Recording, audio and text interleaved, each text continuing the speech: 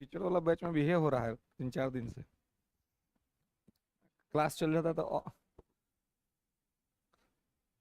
सब लोग आ गया है ना? अभी भी कोई बाहर है जी? और भी कोई बाहर है अभी? कह दीजिएगा कि जाओ ना, तब बंद हो जी। तो अब बंद जाए पड़ेगा उन्हीं से घर है पगला। टीचर वाले पेज में हिस्ट्री पढ़ा रहे हैं। हाँ,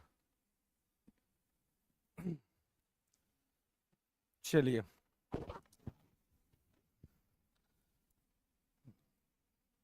तो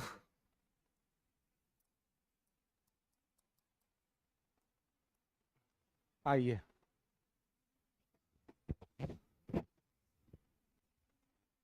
हम्म तो हम लोग को देखना था सेंट्रल गवर्नमेंट, है ना?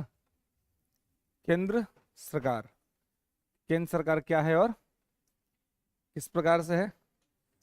तो हमने आपको कहा था कल ही, सारा चीज बताया था कि उसमें क्या क्या देखना और किस तरह से देखना है। तो केंद्र सरकार में हमने आपको बताया था कि राष्ट्रपति से स्टार्ट करेंगे ना। राष्ट्रपति केंद्र सरकार का जो प्रमुख होता है, कार्यपालिका का प्रमुख, वो राष्ट्रपति होता है ना? प्रेसिडेंट होता है।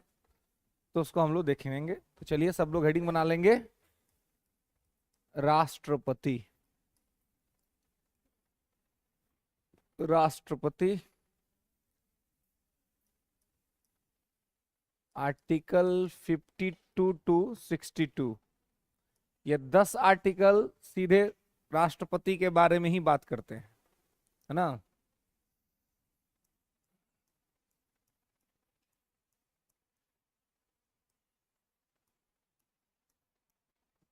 प्रेसिडेंट। तो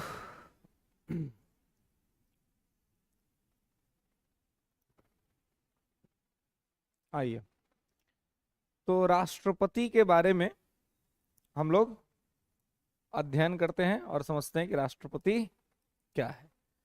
तो आर्टिकल 52 सेंट्रल गवर्नमेंट में स्टार्ट होता है। तो पहला आर्टिकल ही है आर्टिकल 52, जो कहता है there shall be a president of India. There shall be a president of India. Bharat का एक राष्ट्रपति होगा।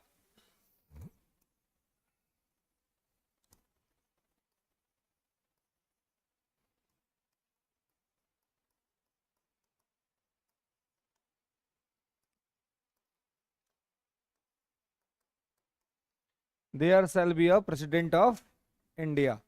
भारत का एक राष्ट्रपति होगा।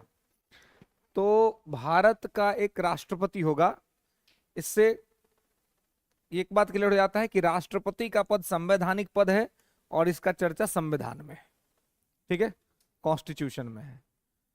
तो अब राष्ट्रपति जो है, ये इसकी क्या भूमिका है हमारे देश में? तो देखिए, हमारे देश में जो व्यवस्था है वो है संसदीय व्यवस्था, है ना? पार्लियामेंट्री फॉर्म ऑफ गवर्नमेंट, जो मैंने स्टार्टिंग में ही आपको बताया था कि संसदीय विशेष जो है व्यवस्था वो हमारे देश में है ना? तो संसदीय व्यवस्था में शासन के दो प्रमुख होते हैं, है ना? साइड में कहीं ऐसे बना करके लिख लेंगे, शासन के दो प्रमुख होते हैं ना। इन parliamentary system two heads of rule. शासन के दो प्रमुख होते हैं, कौन कौन से? तो एक होगा वास्तविक, यानी कि रियल, और एक होगा नाम मात्र का, यानी कि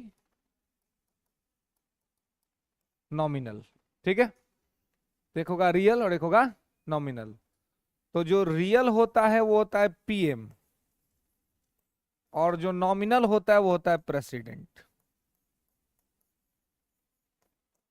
ठीक है, तो हमारे देश में जो संसदीय व्यवस्था है, इस व्यवस्था के अंतर्गत शासन के दो प्रमुख होते हैं, एक रियल और एक नॉमिनल। ठीक है, तो रियल हेड होता है प्राइम मिनिस्टर और नॉमिनल हेड होता है प्रेसिडेंट। ठीक है, तो ये दो हेड हमारे यहाँ होते हैं। तब आप देखेंगे कि हम लोग जिनके बारे में पढ़ रहे हैं वो क्या है, नॉमिनल हेड है ना। तो कहा जाता है कि भारत में राष्ट्रपति चूंकि अपनी मर्जी से कुछ नहीं कर सकता है ना, president have no power in on desire, अपने इच्छा से इसके पास कोई शक्ति नहीं है। इसके पास जो शक्ति है वो प्रधानमंत्री के मुताबिक है। क्योंकि आप देखिए अभी देश में चुनाव हो रहा है, जब राष्ट्रपति का चुनाव होता है तो इतना हो हंगामा होता है, नहीं होता है। अभी लोकसभा का चुनाव है और ये पता है कि यही लोकसभा का चुनाव ये निश्चित करेगा कि देश का प्रधानमंत्री कौन होगा, देश का प्राइम मिनिस्टर कौन होगा। तो ये चुनाव तय करेगा। तो देखिए कितना हंगामा है, बेरोजगारी का मुद्दा है ना, महंगाई का मुद्दा है, तमाम मुद्दे चल रहे हैं है ना। सरकार अपना पक्ष रख रही है, विपक्ष अपना पक्ष रख रहा है। क्यों? क्योंकि पता है कि होगा वही जो प्रधानमंत्री चाहेगा। इसलिए प्रधानमंत्री क्या है, रियल हेड है, और राष्ट्रपति क्या है, नॉमिनल हेड है ना। इसलिए मैं कहता हूं आपको कि हमारे देश में जो स्थिति प्रधानमंत्री और राष्ट्रपति की है, वही स्थिति हमारे समाज में, हमारे परिवारों में जो एक होता है प्राणी जीजा जी है ना, वह है prime minister, real power deserve करता है ना। एक होते हैं फूफा जी है ना, ये फूफा जी नॉमिनल पावर डिजर्व करते हैं। ये गांव घर के बच्चों इनका बात नहीं सुनेगा, ये कहेंगे तब कहेगा हाँ ठीक है कर देते हैं, करेगा नहीं, इग्नोर कर देगा। आही भाई पगला पूरा पावर लेके घूमता है।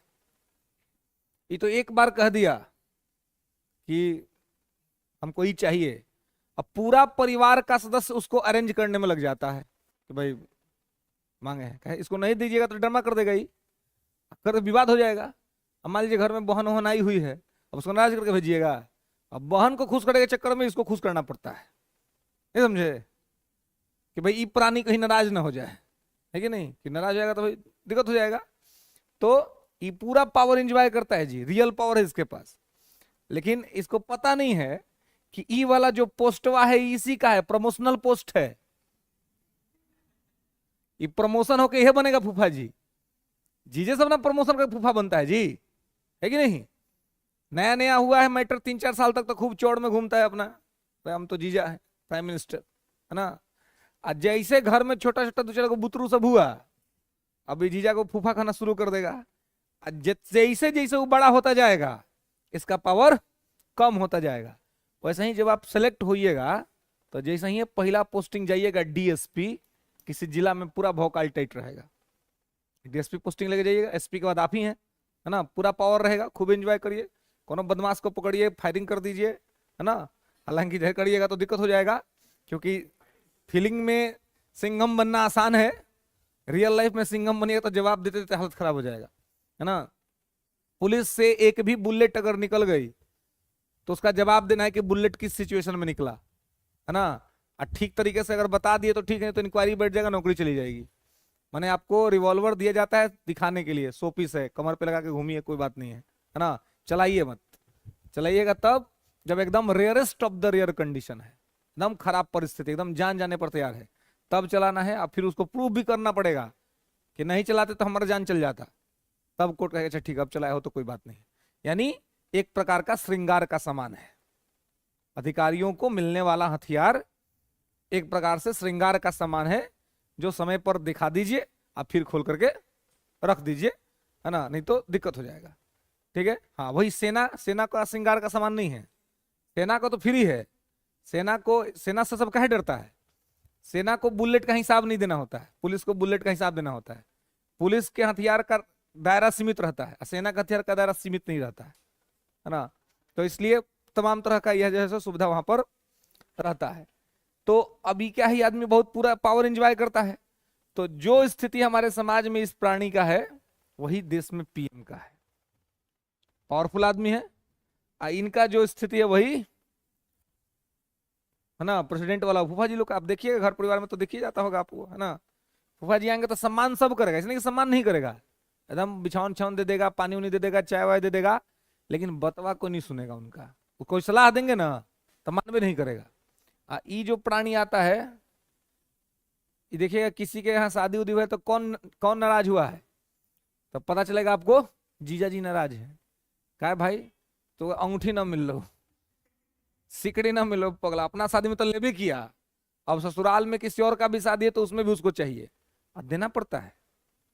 नहीं दीजिएगा तो मैटर कर देगा, नाराज हो जाएगा, नाराज हो जाएगा तो दिक्कत हो जाएगा, तो उसको फिर खुश करना पड़ता है। क्योंकि दिक्कत यह है कि इसके नाराजगी से उतना डर थोड़ी है, ये नाराज हो तो जाए अपना घर है, लेकिन दिक्कत है कि नाराज हो जाएगा तो आपकी बहन भी नाराज हो जाएगी ना, है कि नहीं।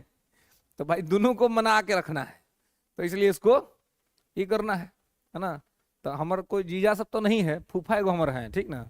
वो टीचर वाला बैच में हम बराबर एग्जाम्पल देते थे, चाहे पहले तो देख लिए हमारे वीडियो, अब देख लिए तो हम इधर होली में गए थे घर, वो हमारे को हम रडार में रख लिए, का बुआ हम कहें कि महाराज वो छोड़ दीजिए, वो व्यवहारिक बात है ना, सैद्धांतिक बात है, लेकिन दिक्कत तो है। तो बोले कि अब हमको समझ में आया कि तुम्हारे बतवा का हमारे फोनवा का ना उठावेला। बोले महाराज, हम बोले फोन नहीं उठाते हैं कि बिजी रहते हैं, फ्री टाइम में करिएगा तो उठा लेंगे, उसमें क्या है। तो ना ना, वो हम देखने के बाद हम समझ गए हैं कि क्या मैटर है, क्या नहीं तुम फोन उठाता है मेरा, है ना। हमने कि नहीं नहीं अब करिएगा, अब आपका उठाएंगे। तो उसके बाद के 2-3 बार और छोड़ दिए, नहीं उठाए। एक दिन शाम को फोन किए तो बोले कि हम चेक कर रहे थे तुमको उठाता है कि नहीं उठाता है, यानी दिन में करिएगा तो नहीं उठाएंगे, रात में 9 बजे के बाद करिएगा तो उठने का संभावना चांसेस रहेगा। तो कहने का मतलब ये है कि अब ये लोग ऐसा पोजीशन में रहता है ना कि ये लोग को उस तरह से स्थिति नहीं रहता है, और यहाँ पर सब जो रहता है वो पावर में रहता है, तो ये लोग का टाइम भी तो अच्छा खासा रह जाता है ना। तो ऐसी तरीके से जब आप यहाँ जिला में जाते हैं डीवाईएसपी के पोस्ट पे, और उसके बाद जब आपका प्रमोशन होते जाएगा तो बहुत, एक तो मतलब अच्छा खासा टाइम लगता है। अगर आप जनरल कैटेगरी में तो अच्छा खासा टाइम लगेगा आपको एसपी बनने में, है ना। तो एसपी बनेंगे तो और पावर रहेगा, लेकिन एसपी के बाद जब प्रमोट होइएगा ना तो आपका प्रमोशन पोस्ट तो बढ़ेगा, सैलरी भी बढ़ जाएगा, सुविधा भी बढ़ जाएगा, लेकिन पावर कम हो जाएगा। ये प्रशासन देखिए, अगर आप आईपीएस पर आपका सिलेक्शन होगा, आप जिला में एसपी बन गए, आप खूब ईमानदारी से काम कर रहे हैं, है ना, तो क्या करेगी सरकार, देखिए कि सरकार को डिस्टर्ब कर रहे हैं, ईमानदार हैं बहुत आप, तो अब पब्लिक आपके सपोर्ट में है कि नहीं एसपी साहब बहुत बढ़िया है, तब सरकार क्या करेगी, सरकार के कोई उपाय करते हैं, हटाएगी नहीं, आना ट्रांसफर ही करेगी, कहेगी कि बहुत अच्छा काम करने के वजह से एसपी साहब को प्रमोशन देके डीआईजी बनाते हैं। अब एसपी साहब हो गए डीआईजी, अब जनता खुश, कह रहे हमारा एसपी तो डीआईजी बन गया, लेकिन पावर खत्म हो गया ना। डीआईजी आप हो गए तो ये ठीक बात है कि आपके पास पावर ज्यादा हो गया, आपका एसपी आपके अंडर में रहेगा, लेकिन अब एसपी को पूछने का जरूरत नहीं डीआईजी साहब से कि हमको क्या करना है, एसपी अपनी मर्जी से अपना जिला चलाता है। कुछ अगर सही गलत होगा तब इंक्वायरी बैठेगी, तब कोई बात है, तो पावर कम ना हो गया। तो सामान्य तौर पे आप कलेक्टर हैं या जिला में हैं, खूब पावर एंजॉय कीजिएगा, कोनो भी विभाग में चल जाइएगा, कोनो डिपार्टमेंट में चल जाइएगा, शिक्षा में चल जाइएगा, पुलिस में चल जाइएगा, है ना, स्वास्थ्य में चल जाइएगा, हॉस्पिटल चेक कर दीजिएगा, स्कूल चेक कर दीजिए, कोई विभाग चेक कर दीजिए, जब आप जिला में हैं, लेकिन वही प्रमोशन हो गया, किसी विभाग में डाल दिया, तब हो गया आपका दायरा सीमित। अब आप केवल उसी विभाग में काम कर सकते हैं, उसी डिपार्टमेंट में काम कर सकते हैं, अब आप दूसरा डिपार्टमेंट नहीं जा सकते हैं। सामान्य तौर पे प्रशासन में प्रमोशन एक प्रकार का पुनिशमेंट ही है। अगर आपको प्रमोशन मिल गया, बढ़िया काम कर रहे हैं जिला के अंदर में, तुरंत करके डीआईजी बना दिया, तो समझिए कि हो गया अब आपका काम, अब आगे जाइए, है ना। आपके जब दूसरा कोई आएगा और अपने हिसाब से यहाँ पर काम, आप किसी अपराधी को पकड़ के लाए हैं, नए का एसपी आएगा छोड़ देगा आपको, जो है सो सब कह देगा कि डीआईजी हो गया सर। अब आप इंक्वायरी करते रहिए, तत्काल तो छोड़ ना देगा। तो इसलिए यहां पर आप समझिए कि सामान्य तौर पे जो प्रमोशनल पोस्ट होता है उसमें पावर कम होता है, तो फूफा का पोस्ट भी प्रमोशनल पोस्ट है, और देश में राष्ट्रपति का पोस्ट भी प्रमोशनल पोस्ट है, तो प्रमोशनल पोस्ट में पावर सामान्य तौर पे कम रहता है, ठीक है। इसलिए आप राष्ट्रपति को देखेंगे कि राष्ट्रपति महोदय जो हैं, इनको कहा जाता है कि ये देश के कार्यपालिका के प्रमुख हैं, है ना, लेकिन कैसे, नाम मात्र के। तो कुछ पॉइंट्स लिखेंगे इस आर्टिकल के नीचे में, लेंगे कि राष्ट्रपति नाम मात्र के प्रमुख होते हैं, president is the nominal head, president is the nominal head of the state.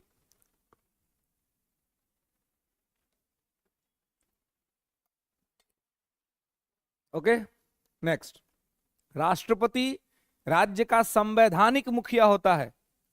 President is the constitutional head of the state. राष्ट्रपति राज्य का संवैधानिक मुखिया होता है। President is the constitutional head of the state. राष्ट्रपति राज्य का संवैधानिक मुखिया होता है। ठीक है, ये क्या होता है? संवैधानिक मुखिया। नाम मात्र का प्रमुख भी होता है, लेकिन संवैधानिक मुखिया भी होता है। नेक्स्ट, राष्ट्रपति राष्ट्र का प्रथम नागरिक है। President is the first citizen of India. राष्ट्रपति भारत का प्रथम नागरिक है।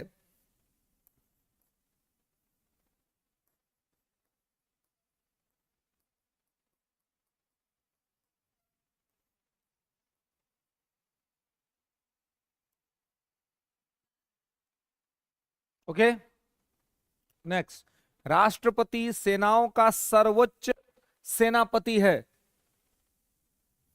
President is the supreme commander of forces.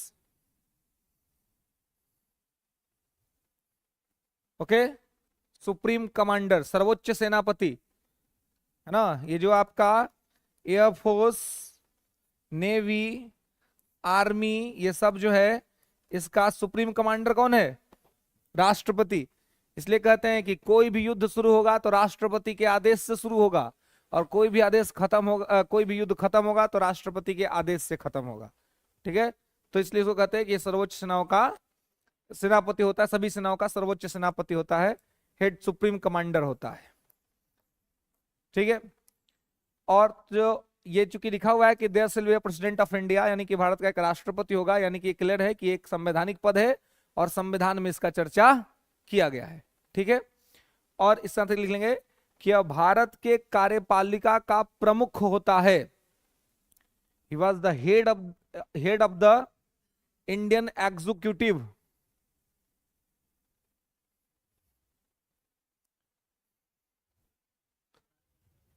हाँ, प्रमुख होता है। ठीक है, हाँ, यहां से ये अर्थ सब निकलता है। ठीक है, कि ये होता है। ठीक है, तो संवैधानिक मुखिया है, नाम मात्र का प्रमुख है, प्रथम नागरिक है, सर्वोच्च सेनापति है, और कार्यपालिका का प्रमुख है। लेकिन ध्यान रखेंगे कि कार्यपालिका का कैसा प्रमुख है? नाम मात्र का प्रमुख है ना। एक प्रकार से आप कहें तो राष्ट्रपति देश का सीईओ है, चीफ एग्जीक्यूटिव ऑफिसर है ना, मुख्य कार्यकारी अधिकारी है। ठीक है, तो यहां पे इसको आपको ध्यान रखना है। ठीक है, constitutional head, nominal head, first citizen, apex commander और एग्जीक्यूटिव। ठीक है, तो यहां पे इसको इतना बात को आपको ध्यान रखना है। ठीक है, चलिए आगे आइए। आर्टिकल 53।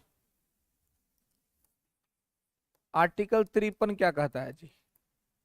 आर्टिकल 53 कहता है कि राज्य की समस्त कार्यपालिका शक्ति,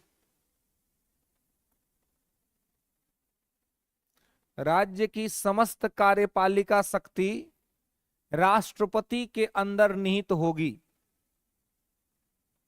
state holistic executive power, state holistic executive power vested in president, vested in president.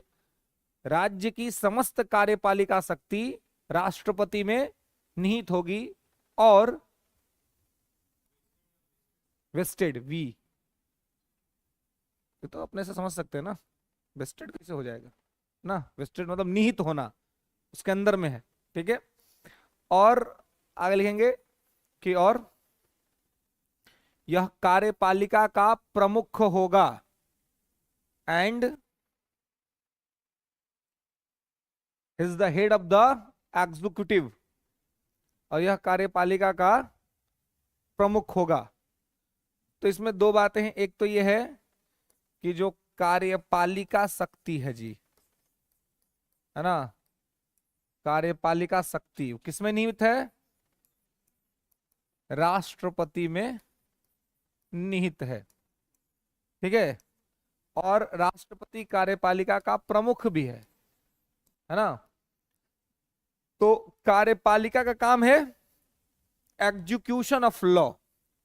कार्यपालिका जो है वो क्या करती है? कानून को लागू करती है ना, एग्जीक्यूशन ऑफ लॉ। तो ये चूंकि कानून को लागू करती है, तो अब कार्यपालिका की समझ शक्ति राष्ट्रपति में निहित है।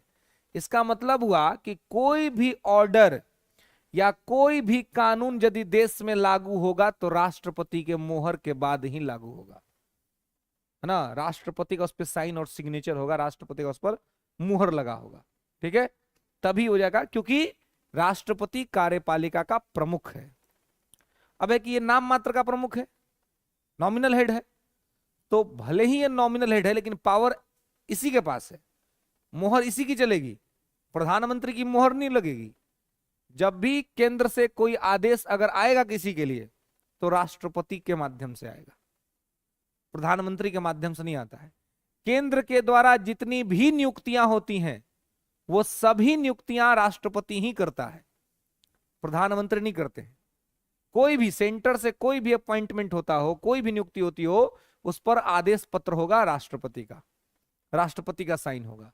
इसलिए ये कह रहा है कि कार्यपालिका शक्ति, राज्य की कार्यपालिका शक्ति राष्ट्रपति में निहित होगी। ठीक है, यहां पे राज्य मतलब भारत, इंडिया, है ना। यहाँ पे राज्य मतलब इंडिया, ठीक है, भारत। तो यहां पे इसको आपको ध्यान रखना है कि कार्यपालिका शक्ति किसमें निहित होगी? राष्ट्रपति में निहित होगी। ठीक है, और राष्ट्रपति कार्यपालिका के प्रमुख हैं। तो इसका मतलब यह हुआ कि केंद्र के द्वारा कोई भी कानूनी आदेश यदि आएगा तो वो आदेश राष्ट्रपति के नाम से आएगा। ठीक है, उस पे राष्ट्रपति का साइन होगा, उनका सिग्नेचर होगा, और उसी को मान्य किया जाएगा, उसी को माना जाएगा। क्लियर है? तो इसको यहां तक आपको ध्यान रखना है। ठीक है, कि क्या है और किस तरह से है। तो कार्यपालिका शक्ति राष्ट्रपति में निहित होगी। ठीक है, और राष्ट्रपति राज्य की कार्यपालिका का प्रमुख होगा। ओके, कोई दिक्कत? तो ध्यान रखेंगे। हाँ,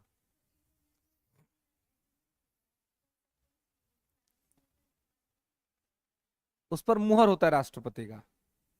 अगर देश के प्रधानमंत्री भी कहीं जा रहे हैं या देश का कोई अधिकारी भी जा रहे हैं, इवन वन पर्सन भी अगर आप बाहर जा रहे हैं, तो आपका जो पासपोर्ट बनता है उस पर राष्ट्रपति का ही मुहर रहता है। देखिएगा, अगर किसी का पासपोर्ट होगा तो राष्ट्रपति का मुहर रहता है, वो पासपोर्ट में लग के आता है। क्योंकि आपके बाहर भी आपको रिप्रेजेंट आपका राष्ट्रपति करता है ना, आपका राष्ट्राध्यक्ष करता है। तो कहीं पे भी आप कोई जा रहे हैं या कोई आपकी ट्रीटी हो रही है, कोई ये हो रहा है, तो उस पर भी राष्ट्रपति ही रहेगा। मतलब सीधा सा आप ये समझिए कि कोई भी ऑर्डर अगर होगा, कुछ भी अगर एग्जीक्यूशन सेंटर के माध्यम से हो रहा होगा, तो उस पर राष्ट्रपति का मुहर होगा ही होगा, कुछ भी चीज हो। क्योंकि इस राष्ट्र का कार्यपालिका का प्रमुख राष्ट्रपति है, और कार्यपालिका मतलब होता है कानून को लागू करना, है ना, लॉ एंड ऑर्डर को एग्जीक्यूट करना, उसको मेंटेन करना। तो इसको लागू करने के लिए, इसको बना के रखने के लिए, चाहे जो भी नियुक्तियां होती हैं, जिनको भी अपॉइंट किया जाता है, जो भी प्रोसेस किया जाता है, वो सब राष्ट्रपति ही करता है। इसलिए उसको कहा जाता है कि यह कार्यपालिका का प्रमुख है। क्लियर है? तो देश में केंद्र के स्तर पे कोई भी नियुक्ति हो, किसी को हटाना हो, उस लेटर पर फाइनली साइन होगा राष्ट्रपति का, उसमें आदेश होगा राष्ट्रपति का, क्योंकि राष्ट्रपति देश की कार्यपालिका का प्रमुख है और वो सभी कार्यपालिका शक्ति उसके अंदर में निहित है। क्लियर है? कोई दिक्कत? 53 में कोई दिक्कत? तो 53 से ही मतलब एक एक्चुअल बात निकल के आती है, वो सीईओ वाली, है ना। क्योंकि यही तो कह रहा है ना, चीफ एग्जीक्यूटिव ऑफिसर, कि कार्यपालिका का प्रमुख होगा। तो कार्यपालिका का प्रमुख होगा मतलब क्या होगा? सीईओ होगा। तो अगर आप समझिए कि देश का सीईओ कौन है? Chief executive officer. राष्ट्रपति है मुख्य कार्यकारी अधिकारी, है ना। हाँ, लेकिन ये क्या है, नॉमिनल है ना। ये जो है सो नॉमिनल है, नाम मात्र का है ना, नाम मात्र का है, लेकिन है तो यही, पावर तो इसी के पास है, पावर यही इंजॉय करता है। क्लियर है, तो इसको ध्यान रखना, ठीक है। आगे आइए, तीर्मानों को दिक्कत नहीं है। आर्टिकल 54 लिखेंगे, राष्ट्रपति का एक निर्वाचक मंडल होगा, राष्ट्रपति का एक निर्वाचक मंडल होगा। There shall be a electoral college for a president, for president. राष्ट्रपति का एक निर्वाचक मंडल होगा, ठीक है, एक निर्वाचक मंडल होगा। ओके, तो there shall be a electoral college for president, ठीक है। तो राष्ट्रपति का निर्वाचक मंडल। अब देखिए इलेक्टोरल कॉलेज का क्या मतलब है, जिसको हिंदी में कहते हैं निर्वाचक मंडल। निर्वाचक मंडल का मतलब है कि राष्ट्रपति का निर्वाचन, चुनाव, कि राष्ट्रपति का चुनाव कौन करेगा, है ना। तो राष्ट्रपति का चुनाव वही कर सकता है जो निर्वाचक मंडल का सदस्य हो। अगर आप निर्वाचक मंडल में नहीं आते हैं तो आप राष्ट्रपति के चुनाव में वोट नहीं कर सकते हैं, ठीक है। तो ये कहता है कि एक राष्ट्रपति का एक निर्वाचक मंडल होगा, जिसका मतलब यह हुआ कि राष्ट्रपति के चुनाव प्रक्रिया के लिए एक निर्वाचक मंडल होगा, और उसमें जो लोग भी शामिल होते हैं वही लोग राष्ट्रपति के चुनाव में वोट करते हैं। क्लियर है। तो अब है कि निर्वाचक मंडल में होता कौन है ना। तो लिखेंगे कि निर्वाचक मंडल के सदस्यों के द्वारा ही, निर्वाचक मंडल के सदस्यों के द्वारा ही राष्ट्रपति का निर्वाचन किया जाता है। President elected by the electoral college members, president elected by the electoral college members. राष्ट्रपति का चुनाव निर्वाचक मंडल के द्वारा किया जाता है, या निर्वाचक मंडल के सदस्यों के द्वारा किया जाता है, ठीक है। अब लिखेंगे निर्वाचक मंडल में शामिल होते हैं electoral college consisting, electoral college consisting, निर्वाचक मंडल में शामिल होते हैं इलेक्टोरल कॉलेज कंसिस्टिंग। तो निर्वाचक मंडल में कौन कौन शामिल होंगे, ये अगर हमें पता चल जाएगा तो हम ये आसानी से बता पाएंगे कि राष्ट्रपति का चुनाव कौन कौन करता है, ठीक है। तो ये आर्टिकल 54 में लिखा हुआ है कि एक निर्वाचक मंडल होगा और इसके तहत राष्ट्रपति का चुनाव किया जाएगा। यहां तक एकदम क्लियर है, बातें समझ में आ रही हैं सब। चलिए, तो निर्वाचक मंडल में देखिए, जो निर्वाचक मंडल में होगा वही राष्ट्रपति के चुनाव में भाग लेगा, यानी कि वही राष्ट्रपति के चुनाव में वोट करेगा। जो निर्वाचक मंडल में नहीं होगा वो राष्ट्रपति के लिए वोट नहीं करेगा, ठीक है। तो इसमें पहले लिखेंगे निर्वाचक मंडल में कौन कौन शामिल होता है। तो संसद के निर्वाचित सदस्य, संसद के निर्वाचित सदस्य, elected member of the parliament, ठीक है। संसद के निर्वाचित सदस्य, elected member of the parliament, ठीक है। अब देखिए, तो संसद के निर्वाचित सदस्य, तो संसद बोले तो लोकसभा, राज्यसभा, राष्ट्रपति। अगर आपसे कभी पूछा जाए कि संसद में कौन कौन शामिल होता है, तो संसद 3 लोगों से मिलकर बनता है, लोकसभा, राज्यसभा, राष्ट्रपति, ठीक है। संसद का मुख्य काम क्या होता है जी, कानून बनाना, और कानून तब तक बन ही नहीं सकता जब राष्ट्रपति महोदय उस पर साइन न कर दे। इसलिए राष्ट्रपति कार्यपालिका का भी महत्वपूर्ण हिस्सा है और राष्ट्रपति विधायिका का भी प्रमुख हिस्सा है। एक होता है बिल और एक होता है एक्ट। बिल को ही हिंदी में कहते हैं विधेयक और एक्ट को कहते हैं कानून। तो बिल तब तक एक्ट नहीं बन सकता है राष्ट्रपति अपना परमिशन ना दे दे। तो यानी कि संसद का भी महत्वपूर्ण काम कर रहे हैं ना वो। अगर वो साइन ही नहीं करेंगे तो कोई विधेयक कानून ही नहीं बनेगा देश में। तो कानून भी काम कर रहे हैं। तो अभी उन्हीं का चुनाव है। तो यहां संसद के निर्वाचित सदस्य यानी कि लोकसभा और राज्यसभा, इन दोनों के निर्वाचित सदस्य, ठीक है। तो लोकसभा में तो अब वर्तमान में सब के सब निर्वाचित ही होंगे, क्योंकि पहले लोकसभा में 2 एंग्लो इंडियन कम्युनिटी के लोगों की नियुक्ति होती थी जिनका चुनाव नहीं होता था। लेकिन अब जो है सरकार ने उसको खत्म कर दिया। अब एंग्लो इंडियन नहीं है, ठीक है। अब एंग्लो इंडियन को खत्म कर दिया गया। तो अब केवल वही जो आपके चुने हुए निर्वाचित सांसद लोकसभा में वही, तो निर्वाचित सांसद लोकसभा के चुनाव में वोट करेंगे और राज्यसभा के भी निर्वाचित सांसद, क्योंकि राज्यसभा में 12 लोगों को राष्ट्रपति मनोनीत करते हैं।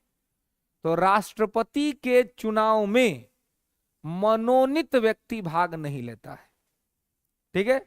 Nominated member never participated in presidential election, okay. जो राष्ट्रपति का चुनाव होता है उसमें मनोनीत सदस्य कभी भी भाग नहीं लेते हैं, ठीक है। तो इसलिए यहां पे ध्यान रखें संसद के निर्वाचित सदस्य।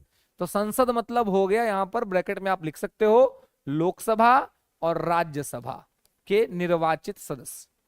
क्लियर है? एंग्लो इंडियन वाली बात खत्म हो गई। एंग्लो इंडियन क्या होता है जी?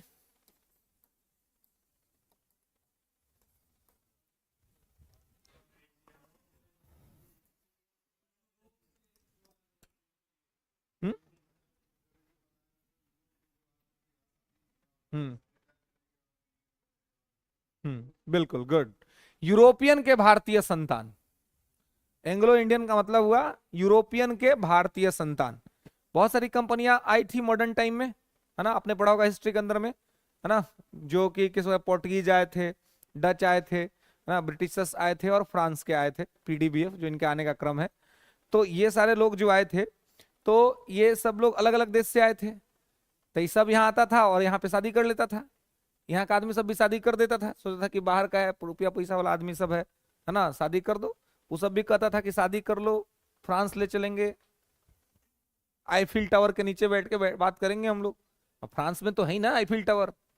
लंदन वाला अलगे अलगे सपना देखा था, वो कहता था कि चलो टेम्स के किनारे बैठेंगे, वहां चाय पियेंगे। अब यहाँ गंगा के किनारे पीते पीते हालत खराब है ना, तो भाई चलो टेम्स के किनारे घूम ले। तो ये सब ऑफर देता था। तो आदमी सबको लगता है भाई तो ये है।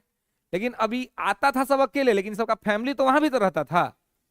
तो यहाँ सब ऐसे अपना झूठ सच बोलता था, आज झूठ सच बोल करके शादी उदी कर लेता था, है ना। यहाँ लोग अपना आ जाता था उस बहकावे में। अब शादी कर लिया, आज अब जाने का टाइम होता था तो आराम से जहाज पर चढ़ के चल जाता था, लेके जीवे नहीं करता था।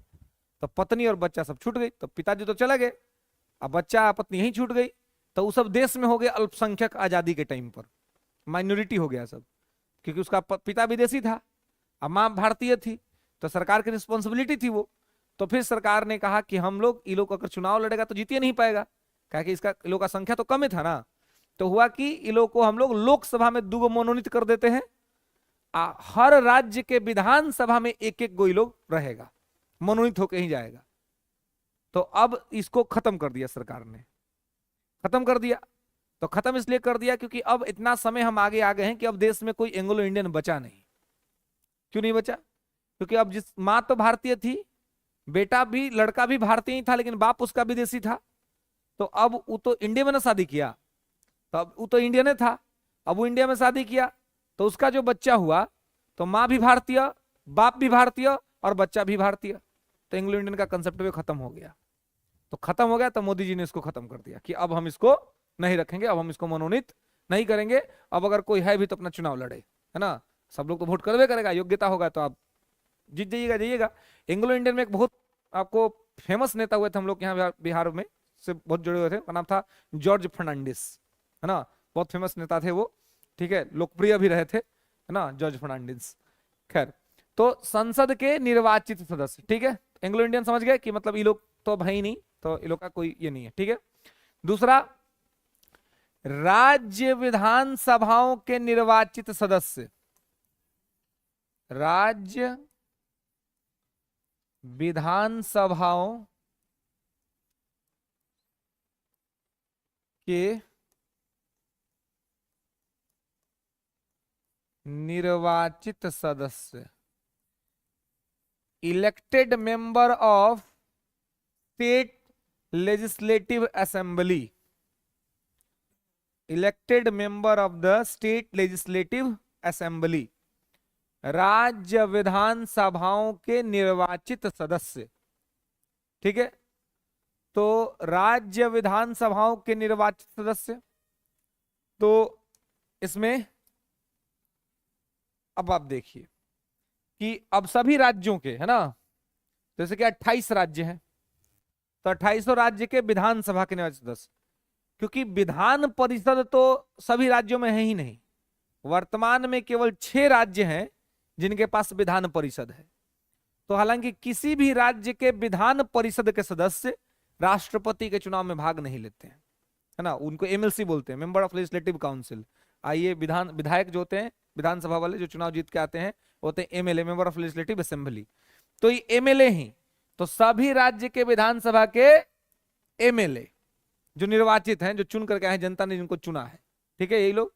एमएलसी पार्टिसिपेट नहीं करते हैं, क्योंकि एमएलसी में बहुत सारे लोग इनडायरेक्ट चुन के आते हैं, और उनमें से कुछ मनोनीत भी होते हैं, राज्यपाल मनोनीत करता है राज्य के अंदर में, तो वो लोग पार्टिसिपेट नहीं करता है। और सबसे बड़ा दिक्कत कि सब राज्य के पास विधान परिषद है ही नहीं, तो कुछ राज्य का लीजिएगा, कुछ का नहीं लीजिएगा, तो असमानता हो जाएगा। इसलिए केवल सभी राज्यों में चूंकि विधानसभा है, तो विधानसभा में जो विधायक हैं वो इसमें पार्टिसिपेट करते हैं, ठीक है, जो निर्वाचित है ना, जिनको की जनता ने चुना है। तो विधायक लोग भी राष्ट्रपति के चुनाव में वोट करते हैं, ठीक है। इसके अलावा दिल्ली, पुडुचेरी और जम्मू कश्मीर,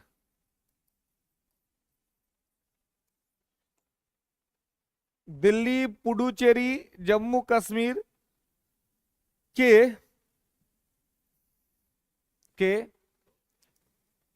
निर्वाचित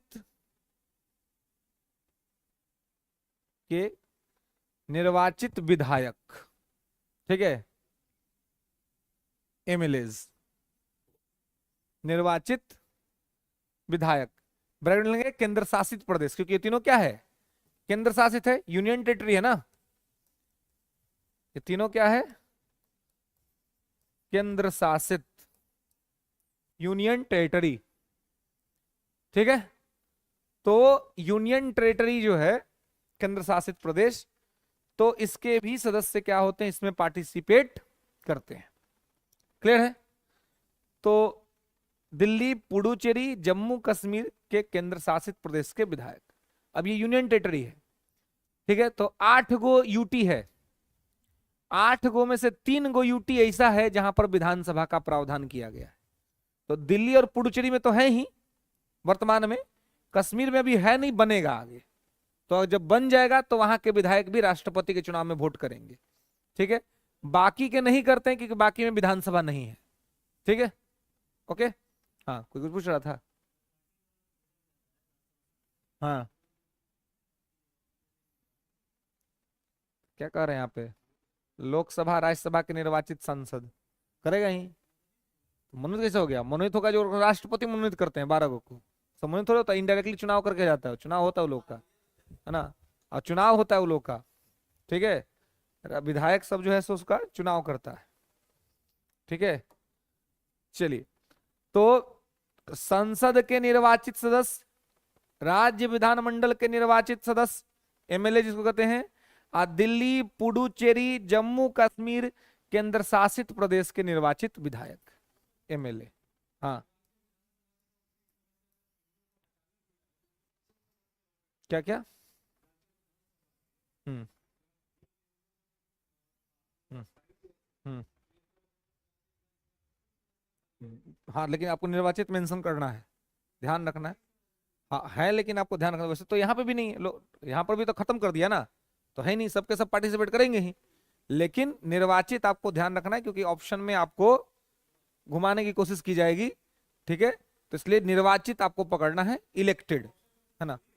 हाँ, तो आपको इलेक्टेड देखना है कि इलेक्टेड लिखा हुआ है कि नहीं, इलेक्टेड को ही पकड़ना है, कूल फुल कुछ नहीं ध्यान देना है, elected, because always elected member participated in presidential election, है ना, निर्वाचित लोग ही भाग लेते हैं, कुल लगा करके कहीं पे पेज फंसा देगा। तो इसलिए आपको इलेक्टेड को पकड़ना है कि nominated member do not participate in presidential election, उनको कभी भी इसमें भागीदारी नहीं दी जाती है, ठीक है। तो ये यहाँ पे आप इसको तीनों को ध्यान रखेंगे, ठीक है। अब ये क्या है, ये है राष्ट्रपति के निर्वाचक मंडल, ठीक है। दिल्ली के भी विधायक, पुडुचेरी के विधायक, जम्मू के, क्योंकि इन तीनों जगह पर सीएम होगा। यहाँ पर तो अभी चुनाव होवे नहीं, क्या होगा, तो यहाँ पे मुख्यमंत्री होगा, यहाँ मुख्यमंत्री ऑलरेडी है, यहाँ मुख्यमंत्री ऑलरेडी है, तो यहाँ विधायक भी हैं, यहाँ विधायकों का चुनाव होता है, तो इसलिए यहाँ के विधायक भी राष्ट्रपति के चुनाव में वोट करते हैं। तो अब ये क्लियर हो गया कि राष्ट्रपति के चुनाव में वोट कौन कौन करता है, तो ये क्लियर हो गया कि राष्ट्रपति चुनाव में, तो आम जनता राष्ट्रपति के चुनाव में वोट नहीं करती है, हम लोग राष्ट्रपति चुनाव में वोट नहीं करते हैं। राष्ट्रपति के चुनाव में वोट वही करता है जो ऑलरेडी या तो सांसद चुना गया है या तो विधायक चुना गया है, बाकी इसके अलावे कोई नहीं, ठीक है। तो और बहुत राज्य के मुख्यमंत्री हैं कि मुख्यमंत्री हैं वो, लेकिन राष्ट्रपति चुनाव में वोट नहीं करते हैं। जैसे अपने बिहार के ही मुख्यमंत्री नीतीश कुमार, ये राष्ट्रपति चुनाव में वोट नहीं कर सकते हैं। क्यों नहीं कर सकते हैं? क्योंकि ये एमएलसी हैं, ये अभी तक विधायक का चुनाव लड़बे नहीं किए हैं, तो ये एमएलसी हैं, मेंबर ऑफ लेजिस्लेटिव काउंसिल, है ना, ये विधान परिषद के सदस्य हैं। तो विधान परिषद का सदस्य तो राष्ट्रपति चुनाव में भाग लेबे नहीं करता है।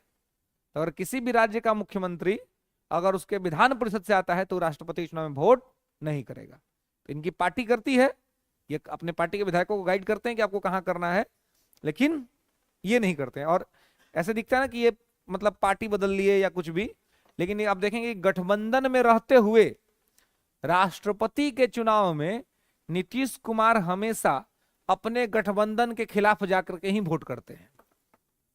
राष्ट्रपति चुनाव में भले वो गठबंधन में रहेंगे, लेकिन उनका वोट अपना अलग ही जाता है। अब जैसे कि इस बार जब राष्ट्रपति का चुनाव हुआ था, द्रौपदी मुर्मू जब प्रेसिडेंट बनी है, तब ऑपोजिशन ने अपना एक कैंडिडेट खड़ा किया था राष्ट्रपति के लिए। कौन थे कैंडिडेट? यशवंत सिन्हा। ये अटल जी के समय में, जब अटल जी देश के प्राइम मिनिस्टर, तब वो वित्त मंत्री हुआ करते थे, यानी कि वो बीजेपी के ही थे। लेकिन मोदी युग में, जो मोदी जी का जो युग है बीजेपी में, उसमें पुराने नेताओं को थोड़ी सी दिक्कत है, असुविधा हो रही है, तो उन्होंने छोड़ दिया पार्टी। तो उनको अपोजिशन वाला सब उन्हीं को कैंडिडेट बना दिया कि आप ही को बना देते, आप ही लड़ जाइए चुनाव। वो लड़ गए, तो आए भी थे। उस समय नीतीश कुमार अपोजिशन के साथ ही गठबंधन में थे, मतलब तेजस्वी के साथ ही थे, कांग्रेस के साथ थे। तो सब कहा कि भुटवा दे दीजिए इनको। नीतीश कुमार कहेंगे नहीं, हम नहीं देंगे। बोले किसको दीजिएगा वोट? बोले हम देंगे द्रौपदी मुर्मू को। द्रौपदी मुर्मू को वोट दे दिए। इससे थोड़ा और पीछे चलिए, 2017 में राष्ट्रपति उम्मीदवार रामनाथ कोविंद को बीजेपी ने बनाया, और ऑपोजिशन ने उम्मीदवार बनाया मीरा कुमार को, बिहार की मीरा कुमार, जगजीवन राम की बेटी। तो मीरा कुमार को बनाया, तो बिहार के ऑपोजिशन और कांग्रेस ने कहा कि भाई बिहार की बेटी राष्ट्रपति बनेगी, नीतीश जी आप सपोर्ट करिए। उस समय भी संजोग से नीतीश जी महागठबंधन के हिस्सा थे। 17 में भी वो तेजस्वी के साथ ही थे, जब पहला बार पार्टी बदले थे, पहला बार जब पलटे थे तब की बात है ये, है ना। तो उस समय भी तेजस्वी के साथ थे। तो उस समय जब राष्ट्रपति का चुनाव हुआ तब फिर भी कह दिए कि नहीं, हम अपने मीरा कुमार को वोट नहीं देंगे, जबकि बिहार की मीरा कुमार, है ना, और शेड्यूल कास्ट शेड्यूल ट्राइब से संबंधित, फिर भी नीतीश जी ने वोट नहीं दिया। नीतीश जी ने कहा कि हमारी पार्टी सपोर्ट करेगी रामनाथ कोविंद को। बोला क्यों? तो बोले रामनाथ कोविंद से हमारा संबंध ठीक, और रामनाथ कोविंद किसके कैंडिडेट थे? बीजेपी के, ठीक है। तो ये इनका चल। थोड़ा इससे और पीछे अगर आइए राष्ट्रपति चुनाव की कहानी, तो 2012 में कांग्रेस ने बनाया प्रणब मुखर्जी को राष्ट्रपति का कैंडिडेट, और बीजेपी ने राष्ट्रपति का कैंडिडेट बनाया पीएस संगमा को। और 2012 में नीतीश जी एनडीए के साथ, यानी कि बीजेपी वालों के साथ थे। और 2012 के राष्ट्रपति चुनाव में नीतीश कुमार ने कहा कि मैं बीजेपी के कैंडिडेट को वोट नहीं करूंगा, और उन्होंने नहीं किया, पीएस संगमा को वोट नहीं दिया, और उसमें उन्होंने प्रणब मुखर्जी को वोट दिया। तो ये जो उनकी इधर उधर वाली जो मैटर है वो बहुत पुराना है। अलग बात है कि लाइट में भी आ रहा है, क्योंकि आजकल सोशल मीडिया का जमाना हो गया ना। अब पहले वाला स्टेटमेंट तुरंत जोड़ के सब दिखा देता है।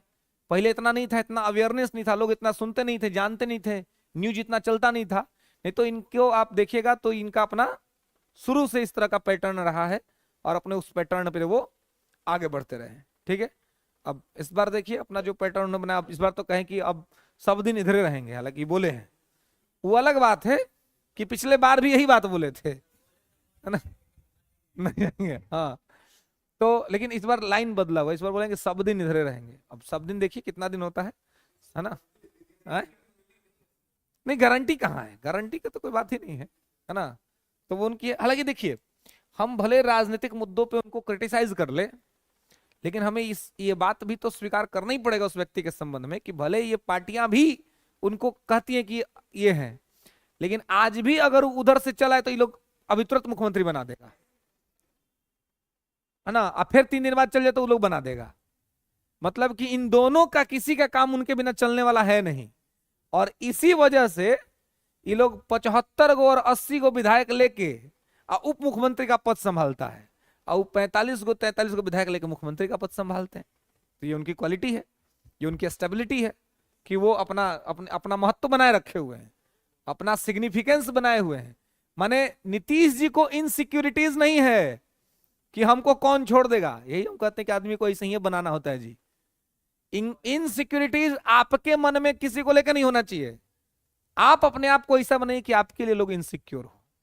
तो नीतीश जी ने वही बनाया हुआ है? नहीं मिलेंगे ना ये लोग नहीं ना मिलेंगे। ये लोग एकदम धुर विरोधी हैं, है ना। ये लोग मिल ही नहीं रहा है। तो ये उपाय था, ये एक था उपाय, लेकिन ये लोग नहीं मिल रहे हैं। तो नहीं मिल रहे हैं तो उनका अपना है बढ़िया सा, है ना। उनको कोई इनसिक्योरिटीज नहीं है कि हमको कोई छोड़ देगा। कोई बात नहीं, तुम छोड़ दो। आज बीजेपी कहेगा हम आपको छोड़ते हैं, तो आरजेडी कहेगा हम है ना आपके पास, कोई बात नहीं, चाचा भतीजा जिंदाबाद हो जाएगा, है ना। फिर भतीजा अगर कुछ बात किया तो कहेंगे कोई बात नहीं, जा रहे हैं उधर अब। तो ये है ना। तो ये नीतीश जी का अपना है, वो अपने आप को ऐसा बना लिए कि उनको इनसिक्योरिटी नहीं होता है। इनसिक्योरिटी ये लोग को होता है, क्योंकि जानते हैं कि चुनाव में इनमें से दोनों में से कोई को पूर्ण बहुमत नहीं आने वाला है। आज जब तक ये लोग को पूर्ण बहुमत नहीं आएगा तब तक नीतीश जी अपना स्ट्राइक रेट बना करके खेलते रहेंगे, उनको कहीं कोई दिक्कत नहीं। मतलब हमारे बचपन से लेकर के अभी तक में अगर कोई चीज नहीं बदला तो है बिहार का मुख्यमंत्री, है ना। हम लोग के बचपन से लेकर के अभी तक में युवावस्था तक में यदि कुछ नहीं बदला तो वह है चीफ मिनिस्टर ऑफ बिहार, है ना। वो तो एक कमर्शियल ब्रेक मान लीजिए उसको, है ना। 2014 के चुनाव के बाद नैतिकता की जिम्मेदारी लेकर के नीतीश जी ने इस्तीफा दिया था। हालांकि फिर जब उन्होंने बना दिया जीतन राम मांझी को, फिर समझ में आया कि रॉन्ग नंबर डायल हो गया, है ना। तो फिर आनंद फानंद में हटाए। एक कहते कि राजनीति के मामले में लालू जी ज्यादा थोड़ा समझदार आदमी है। कहा जाता है कि जब चारा घोटाला का मैटर चल रहा था और चारा के बाद हुआ, अब लगभग निश्चित हो गया कि नीतीश जी को लालू जी को जेल जाना है ना। तो ये जो आप अनिसाबाद में जो बेउर जेल देख रहे हैं, ये बेउर जेल बनवाए थे लालू जी, और वह जाके इसका फीता काटे थे, चीफ गेस्ट वह थे इसका। जैसे फीता काटे उसके 7 या 8 दिन बाद उनको जेल हो गया। तो जेल हो गया तो वह बेउर में गए। तो जब उनको जांच हो रहा था चारा वाला, तो उनको समझ में आ गया कि जेल तो होना है। तो अब सब समझ आया कि भाई अब तो लालू जी जाएंगे जेल, तो बिहार का मुख्यमंत्री कौन बनेगा। तो जितना उनका विश्वास पत्र सब था, सब अपन अपन कोर्ट सिलवा लिया कि हम ही को बनाएंगे अब। तो उस बीच लालू जी को कहा जाता है कि लालू जी संविधान का किताब रखते थे अपने सिरहाने एकदम, और रोज संविधान खोल के पढ़ते थे कि भाई मुख्यमंत्री बनने के लिए क्या क्या योग्यता है। तो लिखा था कि मुख्यमंत्री के लिए तो कोई योग्यता संविधान में लिखा हुआ है, लेकिन जो विधायक बन सकता है मुख्यमंत्री बन सकता है। तो लिखा हुआ था विधायक बनने के लिए कि भारत का नागरिक होना चाहिए, विधानसभा से बनना है तो 25 वर्ष, विधान परिषद से बनना है तो 30 वर्ष। ये 2 बस योग्यता संविधान में लिखा हुआ है। और उसके बाद शर्त लिखा हुआ है कि पागल नहीं होना चाहिए, दिवालिया नहीं होना चाहिए, है ना। तो पागल नहीं हो, दिवालिया नहीं हो, ठीक है, और लाभ के पद पर नहीं हो। तो उनका वो मेन टारगेट वो देख रहे थे कि कहीं ऐसा तो नहीं लिखा है कि कम से कम मैट्रिक को पास हो। तो ये कहीं पूरे संविधान में कहीं नहीं लिखल था। और नीतीश लालू जी को अपना कैंडिडेट मिल गया। वो जानते थे कि दूसरा किसी को बना देंगे तो हमको भीतर से निकलबो नहीं करेगा, है ना। कि मुख्यमंत्री भी पावरफुल पद ना है। देख रहे अभी केजरीवाल कह रहा है कि हमको जितना दिन है उतना दिन रख लो, लेकिन हम इस्तीफा नहीं देंगे। डर रहा है बेचारा कि इस्तीफा दे देंगे, दूसरा कोई को बुला बना देंगे, दिक्कत होगा। अपनी पत्नी को बना नहीं पा रहा है, क्योंकि अगर पत्नी को बना देगा तो लोग कहेगा कि देखिए वो परिवारवाद कर रहा है ना, तो बेचारा के पास धर्म संकट है, तो वो क्या करे। तो अब यहाँ लालू जी क्या किए कि उनको अपना कैंडिडेट मिल गया, राबड़ी देवी। राबड़ी देवी जी उस समय गांव में रहती थी, उनको बुला लिए तुरंत कि आइए। राबड़ी जी आ गई। अब लालू जी जो है सोचे कि भाई लेकिन जितना जो हमारा विश्वास पत्र सब, विश्वास वाला सब विधायक सब है, आज जो सोच रहा है कि हम ही को बनाएंगे, तो उस सब क्या क्या करूँ, सबको तो नहीं कंट्रोल करेंगे तो पार्टी तोड़ देगा वो सब। तो क्या किए कि जितना विश्वास वाला सब था, जो कोई किसी को भी मुख्यमंत्री स्वीकार कर लेता, लालू जी जिसका नाम दे तो उसको स्वीकार कर लेता, उसको खुद मुख्यमंत्री नहीं बनना था, उस सब को मैसेज भेजवा दिए कि भाई कल सुबह 11 बजे मुख्यमंत्री का चुनाव होगा, आप लोग पार्टी कार्यालय पहुंच जाइए। तो सब जो विश्वास वाला था सब 11 बजे पहुंच गया। आज जितना जो अपन अपन मुख्यमंत्री वाला कोर्ट सिलवेले था, उस सबको मैसेज किया कि सुनो भाई 11:30 बजे मीटिंग है, पार्टी कार्यालय पहुंच जाइए। अब विश्वास वाला सब आके आगे बैठ गया। आज इतना अपन अपन कोर्ट से लोग आगे जगह ही नहीं मिला, वो सब पीछे। वो लोग के आते आते अभी कुर्सी संभालते संभालते घोषणा करवा दी कि राबड़ी देवी बिहार की अगली मुख्यमंत्री होंगी। अब इधर सब मिठाई खाने लगा, माला पहनाने लगा कि मुख्यमंत्री होगी राबड़ी देवी, मुख्यमंत्री होगी राबड़ी देवी। अब पीछे जिन्होंने जितना 4-5 अपन अपन कोर्ट से उसको बुझेबे नहीं किया कि क्या मैटर हुआ। अब वो सब लगा कि तो पूर्ण बहुमत से राबड़ी देवी चुना गई, अब हम लोग विरोधो करेंगे तो कोई फायदा नहीं है। फिर वो लोग विरोध नहीं किया, राबड़ी चला ली बिहार को। 7 साल चलाए हैं लालू जी बिहार को, 8 साल चलाई है राबड़ी जी बिहार को, दोनों मिल करके हस्बैंड वाइफ 15 साल बिहार को चलाए हैं, है ना। तो उस समय कहा था कि जब राबड़ी जी देवी बनी थी बिहार के मुख्यमंत्री, तो उस समय पटना के डीएम थी राजबाला वर्मा, है ना, लेडी थी। तो वही उनको सिखाई थी लिखने के लिए, रबड़ी कैसे लिखाता है, साइन उन कैसे होता है, उन्होंने सिखाया था। राजबाला वर्मा डीएम जो थी उनके द्वारा सिखलाया गया था, और मतलब उनको सारा चीज बताती थी, समझाती थी। राबड़ी देवी जी के बारे में एक बात ये कहा जाता है कि ऑफिसर्स उनका बड़ा सम्मान करते हैं, कारण कि वो पढ़ी लिखी नहीं थी। अब पढ़ी लिखी नहीं होने की वजह से वो पढ़े लिखे लोगों का बड़ा सम्मान करती थी। इसलिए आज भी बिहार के पुराने प्रशासनिक अधिकारी जो है वो राबड़ी जी का बड़ा सम्मान करते हैं। और क्योंकि ये सब नयका इसने तो सब तो अधिकारी का सम्मान नहीं करता है ना, लिख लोड़ा पढ़ पत्तर रहेगा सब फिर भी सम्मान नहीं करेगा। लेकिन वो गांव से आई थी बेचारी, तो उनको पता था, किसी ने बता दिया था कि भाई ये लोग आईएएस है, ये आईपीएस है, ये बहुत पढ़ने के बाद आदमी बनता है। तो वो पढ़ी लिखी खुद नहीं थी, तो उनको ये पता था कि पढ़ना लिखना कितना मुश्किल काम है और कितना मुश्किल से ये बना होगा। इसलिए प्रशासनिक अधिकारियों के बीच उनका मतलब एक सम्मान है, वो उनको बड़ा रिस्पेक्ट देते हैं कि भाई वो चाहे जो भी रही, लेकिन वो अधिकारियों का सम्मान करते थे। कैसे कि अधिकारी सबको मानते थे कि भाई पढ़ लिखा है, तो उसको ऑनर करती थी, साथ में बिठाती थी, बराबर का अधिकार देती थी। लेकिन वही उनके हस्बैंड है, तो वो तो भाई एलएलबी है खुद, है ना, तो वो तो अपना पढ़े लिखे बहुत हैं। वो लालू जी पढ़े लिखे बहुत हैं, पढ़ाई लिखे में कोई कमी नहीं है, लेकिन वो आदमी जनता को समझता है कि जनता के बीच में हम क्या बोलेंगे कि हमारा बात समझेगा सब। जनता वो एलएलबी की भाषा समझने वाली नहीं है, इसलिए वो ग्रामीण भाषा बोलते हैं, गांव वाला भाषा बोलते हैं कि हम कन्वे कर दे, सामने वाले को समझा दे। अपनी योग्यता के हिसाब से बोलेंगे तो उनका व्यूअर उनको सुनबे नहीं करेगा, क्योंकि उनकी बात समझ ही नहीं आएगी। तो उनको ये पता है कि अपने व्यूअर को अपना बात कैसे कन्वे करना है, तो इसलिए वो अपने उन भाषा का प्रयोग वहां पर करते हैं, उसको लेकर के आगे बढ़ते हैं। ठीक है, खैर। हाँ, क्या? हाँ, अब देखिए तो संविधान में है ही नहीं, है ना, संविधान सभा के लोगों ने इसको मेंशन ही नहीं किया। पढ़ाई लिखाई का कोई भी योग्यता राजनीतिक पद के लिए निश्चित नहीं किया गया है ना, तो इसलिए अब इस पे कुछ नहीं कहा सकता है ना कि भाई उन्होंने अपमान किया कुछ भी, क्योंकि संविधान में नहीं लिखा हुआ है कुछ भी। ठीक है, और अभी तक ऐसा कोई भी अपडेट संविधान में नहीं किया गया है। बहुत तमाम संशोधन हुए हैं, लेकिन ऐसा कोई संशोधन नहीं है कि जो ये कहता हो कि कम से कम ग्रेजुएट भी होना चाहिए आपको, या कम से कम मैट्रिक पास भी होना चाहिए, है ना, ऐसा कुछ भी कहीं पर भी नहीं है।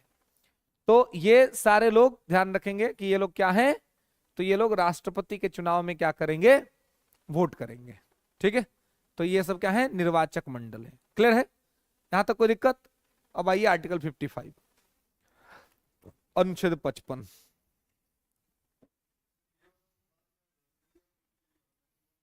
हाँ,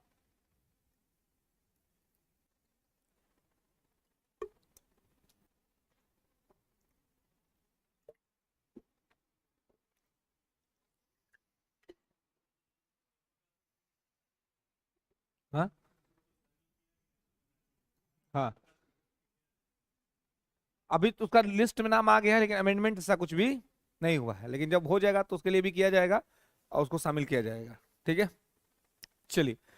तो ये लोग हो गए निर्वाचक मंडल में। अब आइए आर्टिकल 55 अनुच्छेद 55, राष्ट्रपति के निर्वाचन का तरीका,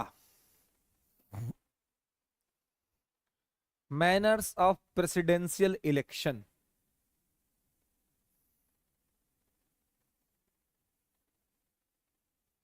राष्ट्रपति के निर्वाचन का तरीका।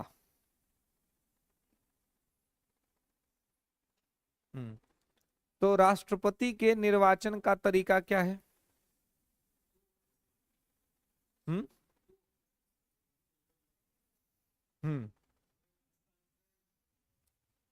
हम्म और एक,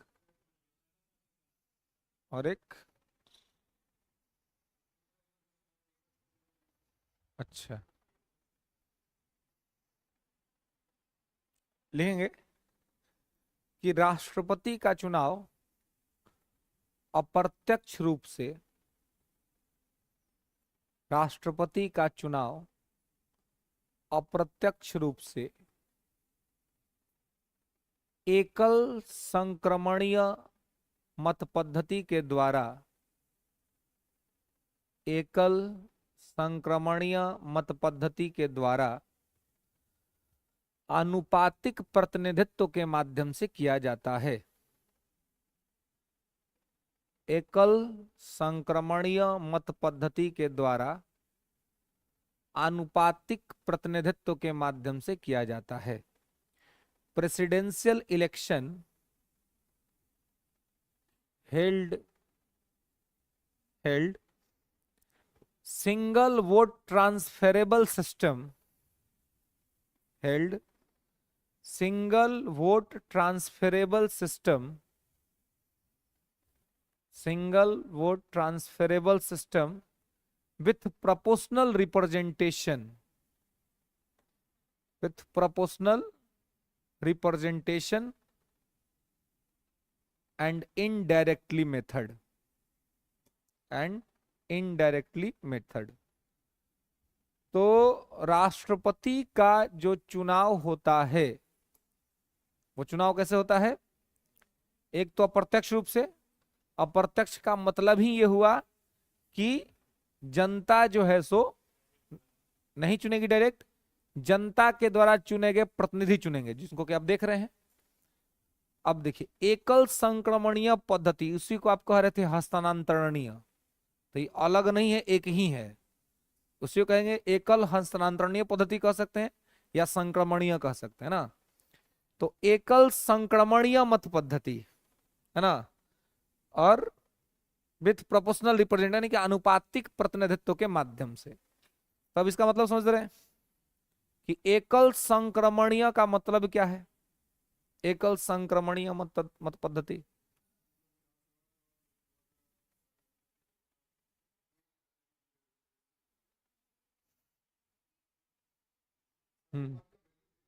अच्छा, ये है इसका मतलब।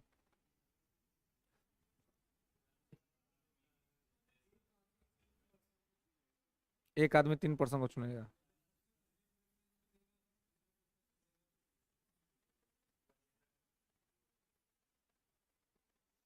एक बार एगो शिक्षा मित्र की मैडम अपना स्कूल में बच्चा सबको पढ़ा रही थी बंदरगाह के बारे में, ज्योग्राफी पढ़ा रही थी, तो बंदरगाह पढ़ा रही थी। तो बचवा सब पूछा कि मैडम बंदरगाह क्या होता है? तो पता तो था नहीं, तो सोची कि शब्दों से अर्थ निकाल देते हैं। तो बोली कि जहां बंदरों की गहाई होती है वही बंदरगाह होता है। हाँ, वो पगला सब आजकल यूट्यूबरवा सब घूमते रहता है, इन्होंने कोनो रिकॉर्ड करके चला दिया, देखिए मैडम क्या बता रही है ना। तो ये जो सबको एक कर देने का बात है वो इसमें नहीं, ये कह रहा है एकल संक्रमणीय, और इंग्लिश में देखिए क्या कर रहा है, सिंगल वोट ट्रांसफरेबल, मतलब कि एक का वोट दूसरे में ट्रांसफर हो जाएगा। इसका मतलब ये हुआ संक्रमणीय, कोरोना का बीमारी संक्रमण में था ना, एक आदमी को हुआ, अब वो छींक दिया तो बैठा हुआ 5 को हो गया, और 5 जाके कहीं और छींक दिया तो 50 को हो गया, ऐसे ही कोरोना बढ़ा ना। तो ऐसे ही एकल संक्रमणीय मत पद्धति आनुपातिक प्रतिनिधित्व के माध्यम से का मतलब हुआ कि जो वोटिंग प्रोसेस होगा उस प्रोसेस में एक आदमी का वोट जो उसको दिया है हो सकता है उसका दूसरे खाते में चल जाए, मतलब दूसरे में भी संक्रमित हो जाएगा। अब संक्रमित कैसे होगा, तो इसको थोड़ा समझने का प्रयास कीजिए कि देखिए, ये सब बात लिख लिए थे ना पीछे कि अब संक्रमण कैसे होगा, तो संक्रमण में आएगा वरीयता सूची, जब संक्रमण की बात होगी तब वरीयता सूची क्या होगा। तो अब देखिए कि राष्ट्रपति के चुनाव में जो वोटर वोट करने जाता है, राष्ट्रपति चुनाव ईवीएम पर नहीं होता है, बैलेट पेपर पर होता है ना, सीक्रेट बैलेट से होता है, ठीक है। तो बैलेट पेपर पर चुनाव होता है, जो पहले तक होता था पंचायतों का, अब तो पंचायतों का भी ईवीएम पे होने लग गया। तो बैलेट पेपर चुनाव होता है राष्ट्रपति का चुनाव। तो आप देखेंगे कि यहां पर अब क्या होगा, तो जैसे कि मान लीजिए कि ए, बी और सी 3 कैंडिडेट हैं, ठीक है, और ये राष्ट्रपति का चुनाव लड़ रहे हैं, तो इनको वोट देने के लिए सब लोग जाएगा। तो सामान्य तौर पे हम लोग जो वोट करते हैं, हम लोग जो आम जनता, जैसे कि लोकसभा का चुनाव हो रहा है तो वोटिंग हो रहा है, तो इस वोटिंग सिस्टम को क्या कहते हैं,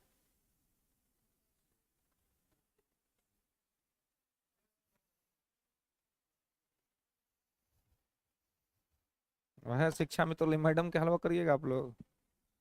हाँ?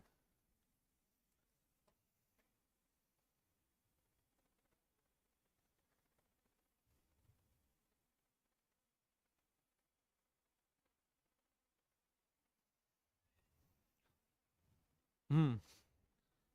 तो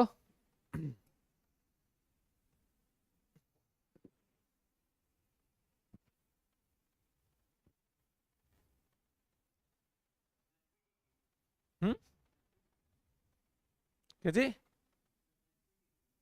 क्या है इसका फुल फॉर्म बताओ।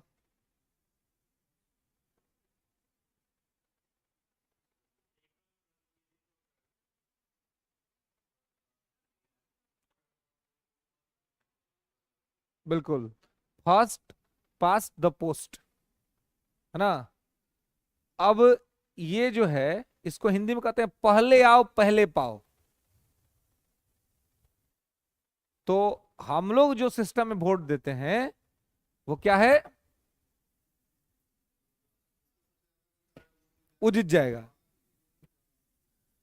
तो जिसको ज्यादा वोट है, जैसे कि आप हम लोग जो जैसे विधायक का चुनाव, लोकसभा का चुनाव, सांसद का चुनाव या मुखिया का चुनाव, ये सब होता है, तो इसमें एको वोट से कोई जीत जाता है, 3 वोट से, 10 वोट से कोई जीत जाएगा। तो इसलिए इसको कहते हैं पहले आओ पहले पाओ, first pass the post system. तो इसमें क्या होता है कि इसका सबसे बड़ा कमी क्या है, कि first pass the post system का सबसे बड़ा कमी यह है कि आपको दिखता है ना कि जो जीता हुआ है वो एक्चुअल में अपने क्षेत्र के बहुमत का प्रतिनिधित्व ही नहीं करता है। अब इसको ऐसे मान लीजिए कि पटना संसदीय क्षेत्र में टोटल 100 गो वोट है, यहाँ 3 गो कैंडिडेट चुनाव लड़ रहा है, ठीक है, ए, बी और सी। तो मान लीजिए कि ए को मिल गया 40 वोट, ठीक है, और सी को मिल गया 25 वोट, ठीक है, इसको मिल गया 25 वोट, बी को और सी को मिल गया 35 वोट। तो चुनाव कौन जीत गया, ये जीत गया, है ना। तो ये अपना मिठाई उठाई बांटेगा, चल जाएगा संसद भवन में कि हम चुनाव जीत के आए हैं। लेकिन है तो डेमोक्रेसी देश में, अभी 25 आप 35 को थोड़ा ऐड कर दीजिए तो क्या हो गया 60, यानी पटना संसदीय क्षेत्र की 60% जनता नहीं चाहती है कि ये संसद में जाके बैठे, लेकिन ये संसद में जाके बैठ गया, समझ गए। तो अब देख समझ रहे हैं कि मतलब ये क्या स्थिति है, इसमें दिक्कत होता है। ये वोट बटा हुआ इसलिए समझ में नहीं आ रहा है, लेकिन अगर आप देखिएगा कि वोट जो है सो जब जुड़ जाएगा तो पता चलेगा कि यहाँ की जो जनता है, बहुसंख्यक जनता, वो नहीं चाहती है कि ये जो है वो मतलब सांसद बने, लेकिन वोट बटा है तो बन गया। इसलिए कहा जाता है कि ये सिस्टम ठीक नहीं है। इस सिस्टम में बहुत बार मतलब अल्पमत का प्रतिनिधित्व करने वाला सब जीत जाता है चुनाव, कम से कम 50% ज्यादा जीतना चाहिए। तो राष्ट्रपति के चुनाव में क्या स्थिति है, राष्ट्रपति के चुनाव ऐसे नहीं होता है। वहां पर आपको सबसे ज्यादा वोट मिल भी गया ना, तब भी आप जीते हुए नहीं डिक्लेयर होते हैं। राष्ट्रपति के चुनाव में यदि आपको जीतना है तो आपको क्या करना पड़ेगा, कोटा प्राप्त करना पड़ेगा, है ना। आपको कोटा प्राप्त करेंगे तभी आप जीते हुए माने जाएंगे। तो कितना कोटा कितना होता है, तो कोटा जो होता है वो आप देखेंगे कि इसमें 1/2+1, है ना, मतलब कि 50% से एक ज्यादा कम से कम, है ना। मतलब कि अगर अगर आपको 100 वोट है और 100 में से 40 मिल गया, अब बाकी को 35 और 20-25 मिला है, तो जीत नहीं पाइएगा आप। आपको 100 में से कम 51 को वोट मिलना चाहिए, 100 में से कम 51 वोट। तो अब क्या है कि जब चुनाव होता है तो यहां पर क्या होता है कि देखा जाता है कि कोटा मिला है कि नहीं। कोटा मिलने के बाद ही डिक्लेयर होगा कि आप चुनाव जीते हैं। टोटल जितना वोट पड़ेगा उसका 50% से एक ज्यादा आपको लाना ही पड़ेगा कम से कम, तभी आप जीतेगा। अगर 100 को वोट है तो जीतेंगे राष्ट्रपति तभी जब कम से कम 51 को वोट होगा। ये नहीं कि 49 हो गया तो आप जीत जाइए क्योंकि सबसे ज्यादा आपको आया है। एक तो सबसे ज्यादा आना ही चाहिए, और सबसे ज्यादा आने के साथ साथ टोटल जितना वोट मिला है उससे एक, मतलब उसके 50% से एक ज्यादा, तब माना जाएगा कि आप राष्ट्रपति के लिए निर्वाचित हो गए। तो इसमें अब क्या होता है कि देखिए, अब राष्ट्रपति का चुनाव जब होता है तो जब वोटिंग करने के लिए जब लोग जाते हैं, जैसे हम लोग जो वोट करते हैं फर्स्ट पार्ट द पोस्ट में, तो हम लोग क्या करते हैं, हम लोग जाते हैं कोई ईवीएम पर मशीन पर अपना दबा करके चलाते हैं कि हमको इसको वोट देना है। राष्ट्रपति के चुनाव में वोट देने जाने वाला आदमी खड़े हुए सभी कैंडिडेट को वोट देता है। जितना कैंडिडेट खड़ा है ना चुनाव में, सबको वोट करेगा, ठीक है। अब इसमें क्या होता है, इसमें प्रेफरेंस होता है ना। इसमें क्या होता है, प्रेफरेंस यानी कि वरीयता क्रम, ठीक है, वरीयता क्रम होता है। तो जैसे कि अब देने गया कोई, मान लीजिए कि एबीसी खड़े हैं और कोई गया आप वोट देने इनको, मान लीजिए कि कोई ई नाम का व्यक्ति गया इनको वोट देने के लिए, तो वोट देने गया तो उसको अब वो देखेगा कि सबसे बढ़िया राष्ट्रपति का कैंडिडेट कौन है, तो उसको अपना फर्स्ट प्रेफरेंस दे देगा, कहे कि ए हमारा फर्स्ट प्रेफरेंस की ए बन जाए राष्ट्रपति, ये सबसे अच्छा आदमी है, ठीक है, इसको बन। तो अब दे के आ नहीं जाएगा, अब बाकी दोनों को भी देना पड़ेगा। मैंने चुनाव में जितना लोग खड़ा है उस सबको आपको वोट दे के आना है, लेकिन प्रेफरेंस अलग अलग होगा। इसको मान लीजिए दे दिया फर्स्ट प्रायोरिटी। अब हुआ कि चले मान लीजिए कि ए अगर किसी कारण से नहीं बन पाता है तो बी और सी में से आप किसको बनाना चाहेंगे, तभी क्या कर सकता है, तो कहेगा अच्छा ठीक है ए तो मेरा फर्स्ट प्रेफरेंस है, चलो अगर ए नहीं बनता है ना तो हम सी को कहते हैं कि सी बन जाए, सी को हम दे देते हैं सेकंड प्रेफरेंस, है ना, कि अगर ए किसी कारण से नहीं बने तो सी बन जाए, सी को दे दिया सेकंड प्रेफरेंस। आज जब ए और सी हो गया तो बच गया को बी, तो कहेगा कि चल भाई तो देना तो है, तो थर्ड जब कोई नहीं तो तू ही बन जो, है ना। तो ऐसे ही जब वोट देने वाला आदमी हर आदमी को वोट देगा और अपना प्रेफरेंस निश्चित करेगा। फिर कोई गया मान लीजिए, ठीक है, अब एफ नाम का कोई व्यक्ति गया, वो गया तो वो क्या किया, वो तो ए तो करेगा नहीं, ए को हम सेकंड प्रेफरेंस देंगे, ए मेरे लिए बढ़िया नहीं है, तो ए को वोट नहीं देगा। अब वो क्या करेगा, मतलब ए को देगा वोट लेकिन उसको सेकंड प्रेफरेंस दे दिया, और उसको लगता है कि सी सबसे अच्छा है तो सी को फर्स्ट प्रेफरेंस दे दिया, बी को दे दिया थर्ड है कि जा भाई तू बन, है ना। फिर कोई जी नाम का व्यक्ति गया, अभी गया तो ये देखा कि नहीं ए सबसे अच्छा आदमी है तो ए को फर्स्ट प्रेफरेंस दे दिया, बी को यो थर्ड दे दिया, और सी को ही सेकंड दे दिया, है ना। तो ऐसे वोटिंग होता चला जाएगा और सब लोग अपना अपना प्रेफरेंस निश्चित करेंगे कि हमको किसको क्या प्रेफरेंस, किसको फर्स्ट, किसको सेकंड और किसको थर्ड देना है। जब पूरा वोटिंग हो जाएगा उसके बाद वोटिंग की काउंटिंग होती है। तो वोट के काउंटिंग में देखा जाता है कि फर्स्ट प्रेफरेंस सबसे ज्यादा किसको मिला है, ठीक है। और फर्स्ट ही प्रेफरेंस नहीं, यह भी देखा जाता है कि टोटल कितना वोट गिर गया, टोटल कितना वोट गिर गया, और टोटल जितना वोट गिर गया तो अब उसमें से कोटा की, कोटा क्या होगा, तो टोटल वोट का 50% से एक ज्यादा। तो अब देखेगा कि टोटल वोट का, मान लीजिए कि टोटल 100 को वोट गिरा है तो अभी देखेगा कि 51 गो फर्स्ट प्रेफरेंस किसको मिला है। अगर 51 गो फर्स्ट प्रेफरेंस किसी को मिल गया तो चुनाव जीत गया। फर्स्ट ही राउंड की काउंटिंग हुई और मिल गया तो चुनाव जीत गया। लेकिन काउंटिंग हो गई और काउंटिंग के फर्स्ट राउंड में किसी को भी चुनाव जीतने वाला तो हो गया, मतलब वोट ज्यादा आया है, लेकिन कोटा प्राप्त नहीं हुआ है। तो अब क्या होगा? तो सबसे पहले तो क्या होगा कि जिसको सबसे कम फर्स्ट प्रेफरेंस मिला है उसको निकाल दिया जाएगा कि भाई अब आप रेस से बाहर हो गए क्योंकि आपको प्रेफरेंस ही नहीं मिला है। ठीक है, और उसका जो सेकंड प्रेफरेंस होगा उसको निकाल करके दो जो आगे चल रहे कैंडिडेट हैं उसमें ऐड कर दिया जाएगा। यही है संक्रमण, कि अब दूसरे हिस्से का वोट निकाल करके हमने क्या कर दिया, दो कैंडिडेट जो आगे चल रहे हैं उनमें से उसको डिस्ट्रीब्यूट कर दिया, उनको दे दिया। हाँ कि भाई आधा आप ले लो, आधा आप ले लो। अब देखा जाएगा कि अब किसी को ये मिला कि नहीं। अगर मिल गया तो ठीक है, अब जिसको मिल गया वो चुनाव जीत जाएगा। लेकिन अगर नहीं मिला तो फिर चुनाव कैंसिल, क्योंकि राष्ट्रपति के चुनाव में आपको वैध मत प्राप्त करना एकदम जरूरी है, आपको वैलिड मिलना जरूरी है और आपको 50% से एक ज्यादा वोट आना ही चाहिए। हालांकि अभी तक के भारत के राष्ट्रपति के चुनाव के इतिहास में देखे तो एक्सेप्ट बीबी गिरी को छोड़ दिया जाए तो अभी तक जितने प्रधान राष्ट्रपति बने हैं उस सारे राष्ट्रपति पहले ही बार के काउंटिंग में बिना किसी का वोट अपने में मतलब शामिल कराए चुनाव जीत जाते हैं, क्योंकि पहले ही बार में उनको फर्स्ट प्रेफरेंस इतना ज्यादा मिल जाता है कि टोटल पड़े वोट से ज्यादा हो जाता है उनका।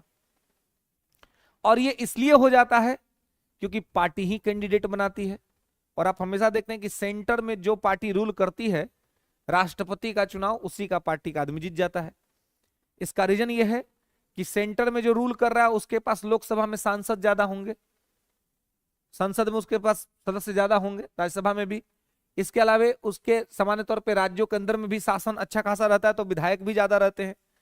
इसलिए हमेशा वो जो राष्ट्रपति कैंडिडेट जिसको पार्टी बनाती है वो पहले राउंड के ही काउंटिंग में चुनाव जीत जाता है और उसको टोटल पड़े वोट का 50% से ज्यादा वोट उसको मिल जाता है, उसको किसी तरह से कोई असुविधा या कोई समस्या नहीं होती है।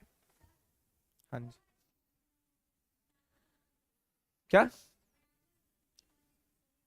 अब अभी कह रहे हैं कि आज तक कुछ हो भी नहीं किया तो क्या कैसे होगा? अभी क्या कह रहे हैं हम कि आज तक के एगो केवल छोड़ दिया जाए बीबी गिरी को तो सब लोग जीत गया है, अकेले ही मिल गया है, तो अब इसमें बराबर वाला संभावना अभी भी बचती है। आज तक नहीं हुआ है भारत में, समझा ना बात? आज तक भारत में ऐसा नहीं हुआ है क्योंकि जो सेंटर की पार्टी है वही अपना कैंडिडेट बनाती है। तो जो सेंटर में है उसके पास लोकसभा में राज्यसभा में सांसद अधिक हैं, राज्यों में उसकी सरकारें हैं। अब बीजेपी अभी है तो देखिए सबसे ज्यादा राज्यों में किसकी सरकारें हैं? बीजेपी की हैं। सांसद किसके हैं? ज्यादा बीजेपी के हैं। तो चुनाव किसका राष्ट्रपति जीतेगा? बीजेपी का। 2017 में भी ये लोग जीत गए, क्यों? 17 में भी केंद्र में सरकार इनकी थी और राज्यों में इनके पास था, लेकिन 12 ये हार गए थे। 12 में कांग्रेस जीती थी, कांग्रेस ने अपना राष्ट्रपति प्रणब मुखर्जी को बनाया था। क्यों? क्योंकि 12 में कांग्रेस केंद्र के सत्ता में थी, मनमोहन सिंह प्राइम मिनिस्टर थे और देश के राज्यों में भी कांग्रेस की सरकार बड़े स्तर पे थी। लेकिन 14 में जैसे ही सेंटर में सरकार बदली, 2-3 साल में राज्यों के चुनाव हुए, राज्यों के भी परिणाम बदल गए। तो सामान्य तौर पे केंद्र में जिस पार्टी का सत्ता होता है उसके राज्य में विधायक भी ज्यादा होते हैं, केंद्र में सांसद भी ज्यादा होते हैं, इसलिए उसका राष्ट्रपति पहले ही बार में वरीयता क्रम में चुनाव जीत जाता है। इसलिए सेकेंड राउंड की काउंटिंग की आवश्यकता ही नहीं पड़ती है। आज तक सिर्फ एक बार पड़ी और वो पड़ी बीबी गिरी में। अब बीबी गिरी में क्यों पड़ी ये मैंने बहुत पहले आपको बता दिया था, याद है कि नहीं आप लोगों को? भूलने में माहिर आदमी है आप लोग, एक्सपर्ट आदमी है ना, भूलने का एक्सपर्टाइज है आपके पास, तो कोई दिक्कत नहीं होता है। जब फंडामेंटल राइट शुरू किया था हमने तो फंडामेंटल राइट में आर्टिकल 13 के बाद बताया तो मैंने इंदिरा गांधी की बात की थी। गुंगी गिड़िया इंदिरा गांधी को कहते थे, है ना। तो गुंगी गिड़िया तो 1969 में जब उस समय के तत्कालीन राष्ट्रपति जाकिर हुसैन की डेथ हो गई थी तो उस समय जो है उपराष्ट्रपति थे बीबी गिरी, और उस समय पार्टी और प्रधानमंत्री के बीच दिक्कतें चल रही थी। कांग्रेस और कांग्रेस पार्टी के अंदर प्राइम मिनिस्टर दोनों के बीच झगड़ा चल रहा है। सब बताया है कि नहीं बताया है? बहुत पहले ही बता दिए, लेकिन अब भूलने में एक्सपर्टाइज है तो फिर क्या कहिएगा, है ना। जो चीजें मैं आपको बताता हूं, जिस तरीके से मैं चीजों को आपके सामने रखने का ट्राई करता हूं पूरे न्याय तरीके से, ताकि आप इसको ध्यान रखें और याद रखें। याद नहीं रखिएगा ना तो हमारा ये मेहनत करने का कोई मतलब नहीं है, ठीक है। क्या बहुत बात हुआ था, है ना, लेकिन आपको याद नहीं है। वहां हमने आपको बताया था कि भारत के इतिहास में पहली बार हुआ था कि प्रधानमंत्री अपना अलग राष्ट्रपति उम्मीदवार बना दिया और पार्टी ने अपना अलग राष्ट्रपति उम्मीदवार बना दी, सब बताए थे, है ना। चुनाव के दिन प्रधानमंत्री जाके सदन में बोल दी कि अंतरात्मा का आवाज सुन के वोट करो। कहां थे, है? तो कुछ लोगों को याद आ रहा है ना। तो हाँ, तो वहां पर तो वही था कि अब पहली बार ऐसा हुआ कि पार्टी अपना कैंडिडेट बना दी आप, और प्रधानमंत्री ने कहा उनसे, बीबी गिरी से, कि आप बनना चाहते राष्ट्रपति। उन्होंने कहा कि यार मैडम मैं कैसे बन सकता हूं, आपकी पार्टी ने अलग कैंडिडेट बना दिया नीलम संजीवा रेड्डी को, मैं कैसे बनूंगा। मैडम ने कहा कि प्राइम मिनिस्टर मैं हूं, हाउस में लीडर मैं हूं, अगर आपको बनना है तो बस आप चुनाव की तैयारी कीजिए। तो उन्होंने जाके इस्तीफा दे दिया, इस्तीफा की तैयारी में लग गए। उन्हीं के इस्तीफा देने के कारण उस समय के तत्कालिक चीफ जस्टिस एम हिदायतुल्लाह को भारत का राष्ट्रपति बनने का मौका मिला था, क्योंकि अचानक से राष्ट्रपति उपराष्ट्रपति का पद खाली हो गया था, तो उनको मिला था। और हालांकि बीबी गिरी अगर इस्तीफा नहीं भी देते तो कोई दिक्कत नहीं होता, क्योंकि उपराष्ट्रपति के पद पे थे, और उपराष्ट्रपति का पद लाभ का पद नहीं होता है, तो उपराष्ट्रपति के पद पे रहते हुए भी आप चाहे तो राष्ट्रपति का चुनाव लड़ सकते हैं, इसमें कहीं कोई दिक्कत समस्या नहीं है। लेकिन उन्होंने इस्तीफा दे दिया, एम हिदायतुल्लाह ने राष्ट्रपति का पद संभाल लिया, ठीक है। और जब चुनाव हुआ तो अब पार्टी के ही वोटर्स बट गए, तो इसी वजह से, क्योंकि पार्टी के कुछ वोटर्स ने नीलम संजीवा रेड्डी को वोट दे दिया और कुछ वोटर्स ने बीबी गिरी को, इस वजह से पार्टी का अपना वोट ही बट गया। इसी वजह से भारत के इतिहास के एकमात्र राष्ट्रपति बीबी गिरी जो द्वितीय वरीयता क्रम के वोट के काउंटिंग से चुनाव जीते। बाकी अभी तक के जितने राष्ट्रपति हुए हैं वो सब फर्स्ट बार में ही चुनाव जीत जाते हैं, फर्स्ट राउंड की काउंटिंग होती है, अब फर्स्ट ही राउंड में इनको इतना वोट मिल जाता है कि वो चुनाव जीत जाते हैं, क्योंकि इसमें पार्टी और प्रधानमंत्री के बीच कोई समस्या नहीं होती है। प्रधानमंत्री जिसको चाहता है पार्टी उसी को उम्मीदवार बनाती है, या पार्टी जिसको उम्मीदवार बनाना चाहती है प्रधानमंत्री भी उसमें सहमति व्यक्त करता है, इसलिए कोई दिक्कत नहीं होता है। वो उस समय बस हुआ था और उसका तमाम तरह से दिक्कत वहां पे देखना पड़ा था कि केवल बीबी गिरी को द्वितीय वरीयता क्रम से चुनाव जीत करके आना पड़ा था। क्लियर है? द्वितीय वरीयता क्रम तो दोबारा काउंटिंग हुई, आज दोबारा काउंटिंग में जो जिसको सबसे कम फर्स्ट प्रेफरेंस मिला था उसका वाला उसको बाहर कर दिया गया, और उसका प्रेफरेंस निकाल करके दो जो आगे चल रहे थे उसमें जोड़ दिया गया, तो ये सेकंड काउंटिंग हो गया, और उसमें देखा गया कि उनके पास बहुमत आ गया तो उनको चुनाव में जीता हुआ डिक्लेयर कर दिया गया। तो यही होता है कि जब दूसरे के खाते का वोट दूसरे के खाते में चल गया, इसी को क्या कहा जाता है? एकल संक्रमणीय। और देखिए, और कहते हैं आनुपातिक प्रतिनिधित्व, प्रोपोर्शनल रिप्रेजेंटेशन। तो यही है प्रोपोर्शनल रिप्रेजेंटेशन, कि किसी को आप फर्स्ट दे रहे हैं प्रेफरेंस, किसी को सेकंड, किसी को थर्ड, यानी कि एक अनुपात में आप सबको वोट कर रहे हैं, है ना। एक एक कुछ परसेंटेज में आप सबको वोट कर रहे हैं, किसी को फर्स्ट मान रहे हैं, किसी को सेकंड मान रहे हैं, किसी को थर्ड मान रहे हैं, यह है आपका प्रोपोर्शनल रिप्रेजेंटेशन। आज जब किसी का वोट किसी के खाते में ऐड हो जा रहा है तो वह है आपका एकल संक्रमणीय मत पद्धति। क्लियर है? समझ में आया बात? तो इस प्रकार से सामान्य तौर पर जो है वो भारत में राष्ट्रपति के निर्वाचन प्रक्रिया को अंजाम दिया जाता है, ठीक है। कि किस तो सिंगल वोट ट्रांसफरेबल सिस्टम अपना काम करता है, और इसके साथ जो है सो प्रोपोर्शनल रिप्रेजेंटेशन काम करता है। इसके अलावा कुछ फॉर्मूले होते हैं, जिन फॉर्मूले के आधार पर वोट का कैलकुलेशन किया जाता है ना। जैसे राष्ट्रपति का जब वोट आता है तो लाखों में करोड़ों में उसकी बातें होती हैं, है ना। वो इसलिए इतना होता है क्योंकि उसको मल्टीप्लाई कर दिया जाता है 1000 से, है ना। 1000 से जो मूल्य निकाला जाता है, पहले तो हर स्टेट के विधायकों का मतों का मूल्य निकाला जाता है, और उस सभी राज्य के विधायकों के मतों का मूल्य निकाल करके उसको 1000 से मल्टीप्लाई कर दिया जाता है। और पहले मतलब सबका सारा राज्य का अलग अलग मूल्य निकालते हैं, फिर उसको जोड़ देते हैं। और जोड़ने के बाद फिर सांसदों के मतों का मूल्य निकालने के लिए क्या करते हैं कि राज्यों के विधायकों का जो मतों का मूल्य आता है उसमें डिवाइड कर देते हैं विधायकों का मतों का मूल्य, सांसदों का मतों का मूल्य, और उसको जब निकाल देंगे सांसद का मत का मूल्य तो फिर उसको 1000 से मल्टीप्लाई कर देते हैं। और फिर मल्टीप्लाई करके जो वोट कैलकुलेट करते हैं, और उसके बाद हम देखते हैं कि जितना वोट पड़ा है उस वोट में टोटल जो वैलिड वोट है उस टोटल वैलिड वोट का 50% से एक ज्यादा आया है कि नहीं आया है। ठीक है, तो ये फॉर्मूला क्या होता है, कैसे परसेंटेज पे निकालते हैं, इसको देखेंगे नेक्स्ट क्लास में। ठीक है, यहां तक में किसी को दिक्कत इस प्रोसेस में है ना? है ये प्रोसेस, इसको लिखवाने का जरूरत है। वरीयता क्रम, सिंगल वोट ट्रांसफरेबल सिस्टम तो लिखे हैं ना, प्रोपोर्शनल रिप्रेजेंटेशन, इसको आपको ध्यान रखना है कि भाई वरीयता क्रम में वोट किया जाता है ना, first preference, second preference, third preference. क्या एमएलसी पढ़ाएंगे तो आपको बताएंगे एमएलसी